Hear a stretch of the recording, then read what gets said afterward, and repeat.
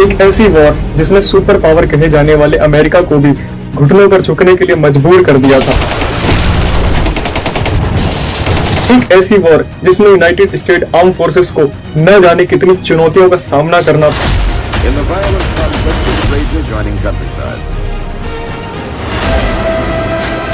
एक ऐसी लड़ाई जो वियतनाम के घने जंगलों में लड़ी गई, जो पूरे 18 साल तक चली, जिसमें 58,000 से ज्यादा अमेरिकन मारे गए। जी हाँ दोस्तों, मैं बात कर रहा हूँ द वियतनाम वॉर की, जो सन 1955 से 1975 तक नॉर्थ वियतनाम और यूनाइटेड स्टेट्स के बीच में चली। इतिहास की एक ऐसी वॉर जिसका इम्पैक्ट लड़ाई खत्म होने के बाद भी कई सालों तक दोनों ही देशों पर रहा। नमस्ते दोस्तों, आइए आज की इस वीडियो में इसी ऐतिहासिक लड़ाई के बारे में थोड़ी और गहराई में समझते हैं कि इस लड़ाई के दौरान यूनाइटेड स्टेट्स आर्म फोर्सेस को किस तरह की चुनौतियों का सामना करना पड़ा, कैसे वियतनाम की छोटी सी आर्मी ने यूएस आर्मी के सारे अटैक्स और प्लान्स को फेल कर दिया।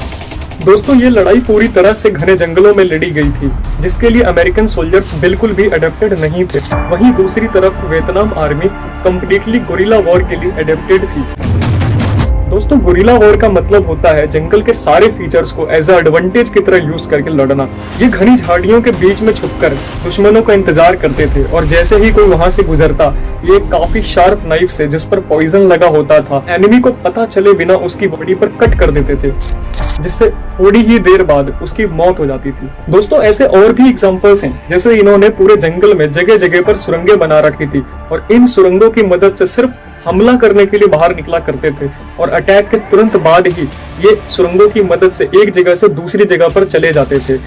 एक तो जंगल इतना घना जहां ना ठीक से एयर सपोर्ट पॉसिबल है, न यूएसए अपने पूरे पोटेंशियल से लड़ पा रही है। ऐसी सिचुएशन में वियतनाम आर्मी से लड़ना, जो सिर्फ जंगल के रिसोर्सेज की मदद से ही यूएसए पर भारी पड़ रही है, ये लोहे के चने चबाने से कम मुश्किल काम नहीं था।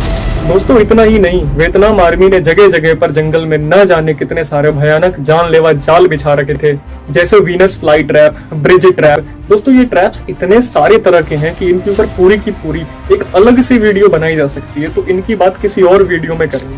दोस्तों, जब अमेरिकन को ये रियलाइज हुआ कि इस जंगल के होते हुए तो ये लोग ये लड़ाई नहीं जीत सकते, तब इन्होंने अपना सबसे खतरनाक हथियार निकाला, एजेंट ऑरेंज। दोस्तों, ये एजेंट ऑरेंज किसी गोली बारूद का नाम नहीं है, ये एक केमिकल है जिसे पेड़ पौधों को हटाने के लिए यूज किया जाता है। 30 नवंबर 1961 को American president John F Kennedy ने इस एजेंट ऑरेंज का यूज करने के लिए यूएस आर्मी को परमिशन दे दी और इस ऑपरेशन का नाम ऑपरेशन रेंच हैंड रखा हुआ। जनवरी 7, 1962 को 6 fair child C-123 provider aircraft Tanzania के एयरबेस पर लैंड करते हैं, जो कि साउथ वियतनाम में है। इसके 6 दिन बाद ऑपरेशन रेंच हैंड शुरू होता है, जो पूरे 9 साल तक चलता है। दोस्तों, इस ऑपरेशन की शुरुआत में केमिकल्स को सबसे पहले पूरे नॉर्थ वियतनाम के जंगलों पर स्प्रे किया जाता है, जिसमें मैंग्रोव्स फॉरेस्ट और राइस फार्म्स भी इंक्लूडेड थे। जिसका पर्पस ये था कि वियतनामीज को ना ही जंगल का कवर मिल पाए और ना ही बिल्डिंग मटेरियल्स एंड फूड। जैसे जैसे ऑपरेशन का एरिया बढ़ता गया, नंबर ऑफ सॉर्टीज भी बढ़ती गई। सन 1968 में टोटल 5,700 स्प्रिंग मिशंस किए गए, जो कि सबसे ज्यादा थे। इन 5,700 मिशंस में total 5 million gallons chemical spray किया गया, जिससे 20,000 स्क्वायर किलोमीटर तक का एरिया साफ हो गया।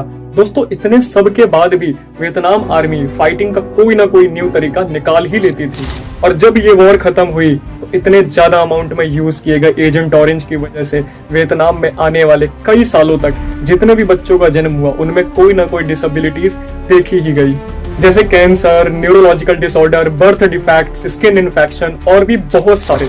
दोस्तों, ये सारे हेल्थ इश्यूज अमेरिकन में भी देखे गए। जो लोग केमिकल स्प्रेइंग में इन्वॉल्व थे, उनमें और उनकी नेक्स्ट जनरेशन में भी देखे गए। कहीं न कहीं यही सब हेल्थ इश्यूज एक रीजन थी जिनकी वजह से इस ऑपरेशन रेंच हैंड को बंद कर दिया गया था। तो दोस्तों, आज के लिए इतना ही। मिलते हैं किसी और नई वीडियो में एक नए टॉपिक के साथ।